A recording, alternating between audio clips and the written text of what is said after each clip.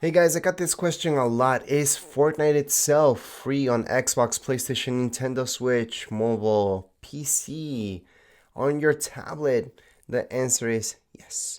Fortnite is a free game wherever you go. The only thing that you have to pay for, if you want to pay for, would be something like the Battle Pass. So whatever the most current Battle Pass, you would have to pay for that. You do get skins out of it and all that stuff. However, you don't need it. You can play Fortnite for free. On PlayStation, you do not need PS Plus in order to play online right here. Fortnite.